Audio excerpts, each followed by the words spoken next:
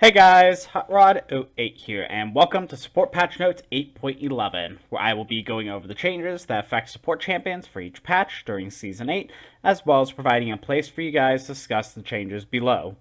Now, Patch 8.11 has some big changes, especially affecting AD carries, so we'll touch up on that since it will inadvertently affect our support's laning phase, but rather than that, let's begin. So before we can get into any of the stat changes for this patch, we can't do Patch Notes 8.11 without mentioning the release of Pyke, the Blood Harbor Ripper, which is a new support joining us in the game. Now, I'm not going to cover all of his abilities within this video, as they have been released for a few weeks now, but if you'd like to see his abilities, I will put a link in the upper right corner for you to click and see them. I will also put other Pyke-related videos in this description, ranging from a good beginning rune and build guide to talking about his matchups in the bot lane. So if you want to learn everything about Pyke that you can, check this video's description and click the video link you're most interested in. Starting off these support patch notes is Rakan, which is going to be receiving a slight nerf to his Q and his E. Now his Q, his base healing, is being reduced from 22.5 to 150 to 18 to 120 between levels 1 to 18. And his E shield is getting lowered from 50 to 150 to 40 to 140. So a 10 decrease on each of his shields at any level that he is at. Now, while this is going to affect Rakan throughout the whole entire game, I think this is going to hurt his laning phase just a little bit, as his healing, sustain, and his E shields are going to be just a little bit lower than they are now, but he is definitely going to be one of the better supports to pick up, and he'll still definitely be viable. Our other champion change for this patch is coming to Zyra, which is receiving a slight buff to her E.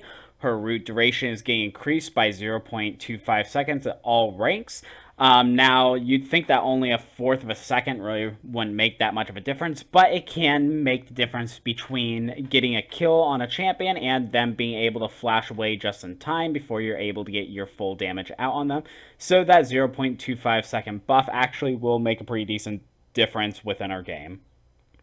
Our next topic for tonight is going to be the AD carry changes that are coming up in patch 8.11.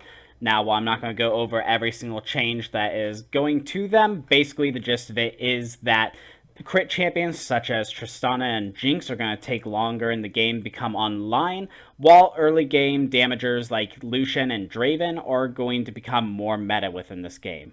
Also, all of the AD carries' health regen and their sustain through fleet footwork is nerfed, meaning that if you're doing damage to the enemy AD carry, that damage is going to stick a lot more than it has been within the last couple patches. So overall, how this is affecting supports is Enchanter supports are going to be getting a nerf since they rely more on the mid game, and now it's going to be more early game focused, while AP casters are definitely getting a buff as their damage is going to be sticking more, and engaging tanks like Leona and Alistar are also going to be getting a buff with these changes. Moving on to our item changes, first thing we're going to talk about is Banner of Command, which is receiving a very slight nerf, if you want to call it that. Basically, what's doing is they're going to be removing the 10% cooldown reduction on Banner of Command, and now instead of the minion that you gave the Banner of Command effect on, receiving 100% immunity to magic damage, now it's going to grant that affected minion 70% damage reduction from champions.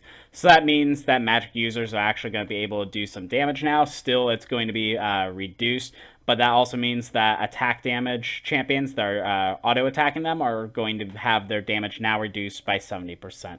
So that part of it can be a buff or nerf depending on what your enemy team comp is. There are a lot of magic damage users. It's going to be a nerf still since they're going to actually be able to kill it now, while if it's a lot of attack damage champions, it's going to be a buff as that minion's not going to die anywhere near as fast as it has been in the past. But overall, I'm still giving it a nerf just because that 10% cooldown reduction is getting removed. And our other item change coming to this patch is going to Shurelya's Reverie, which is receiving a slight nerf to its overall item. So basically, they're increasing the cost from 2100 to 2250. The movement speed is being decreased from 8% to 5%. It is actually gaining base mana regen now. It's going to go from 0 to now it's going to be 100%, so that part's a little bit nice. And the active cooldown is getting increased from 60 seconds to 90 seconds. So It's overall a nerf just because the gold is increasing, the movement speed is decreasing, and the active cooldown is going up. But this might actually work better with some enchanters, especially if someone builds Athenes, as that base mana regen will give you extra ability power going with Athenes, but is still overall a nerf to the item. Heading down this list, we're going to be talking about the rune changes. Now, the first major thing you're going to see is Ultimate Hat is being removed from the game. And in its place, it's going to be replaced by Nimbus Cloak. And what Nimbus Cloak says is, shortly after casting your ultimate, gain 100 movement speed, decaying over the next 2.5 seconds. And it also says, for the duration of the movement speed increase, you can pass through enemy units. The cooldown is going to be 60 seconds, and this can be affected by cooldown reduction, unlike other runes. Now, this is going to be more of a niche pick. Some champions like Rakan are definitely going to benefit from it, while another champion such as like Janna might, obviously isn't going to be taking it because she's not going to be moving with her movement speed. She would have much rather had that Ultimate Hat. But Ultimate Hat isn't being fully removed. It's going to be going to the Domination tree as Ultimate Hunter. So basically, Ultimate Hunter is the same as Ultimate Hat, but instead of getting that extra cooldown reduction every time you use it, now it states your ultimate gains 5% cooldown reduction plus an additional 2% per bounty hunter stack. So it can go up to the same 15% cooldown reduction. That is being placed in the same line as the extra roaming movement speed and the extra item cooldown reduction. So you're going to have to choose between Ultimate Hunter and those other runes depending on what your champion would need most. And our final topic tonight is going to be some changes coming to turrets in this patch.